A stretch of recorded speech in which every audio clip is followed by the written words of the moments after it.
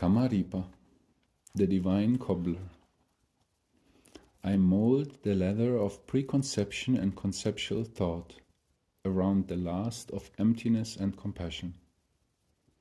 Taking the awl of intuitive insight, I stitch with the thread of existence that knows no beginning and no end.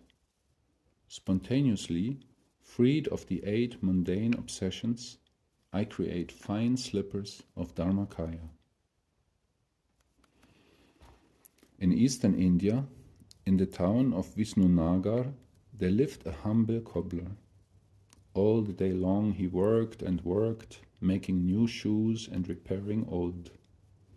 And as he worked, he daydreamed, thinking over and over, I wasn't meant to be a cobbler all my life. One day, when he could bear it no longer, he chanced to look up from his work just as a monk was passing by his shop. Throwing down his tools, he dashed out into the street and prostrated himself in the dust at the holy man's feet. I am sick and tired of this life of endless toil, passion and stupidity, he cried. I have always wanted to follow the Buddha's path, but have never had the chance before. Please, venerable sir, teach me something that will benefit me in this world and the next. The kindly monk raised the cobbler to his feet and said, If you feel that you are now able to follow a sadhana, then I would be pleased to instruct you. Yes, oh yes, replied the joyous cobbler. Come and eat with us in our poor outcast home, he implored. I will be there at sundown, said the monk. The cobbler rushed home to tell his wife and daughters, and the household flew into a whirlwind of activity, cleaning and cooking and making the finest preparations their simple means would allow.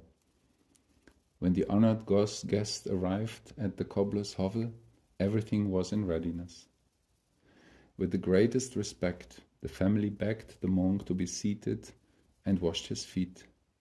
The humble feast was served, and their guest took part with great pleasure.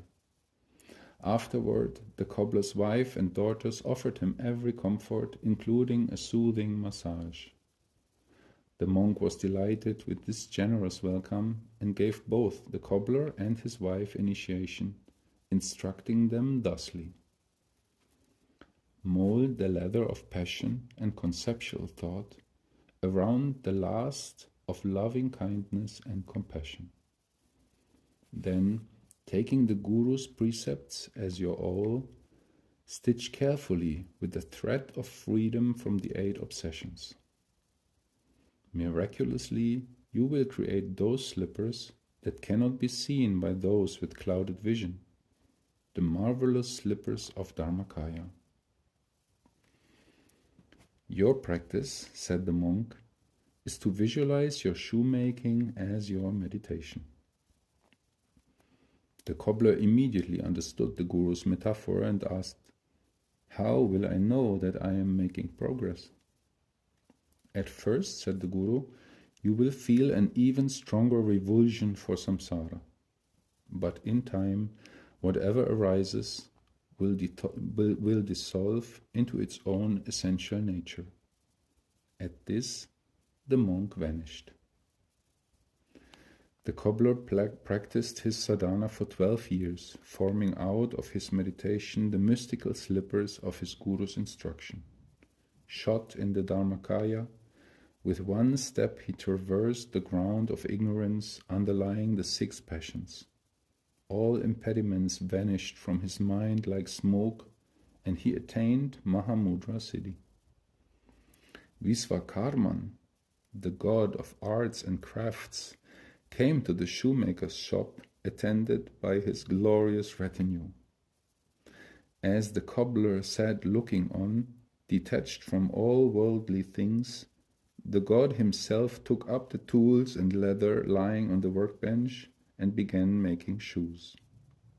The people of Vishnunagar knew nothing about the cobbler's practice, still less of the degree of his achievement, until one day a new customer came into the shop.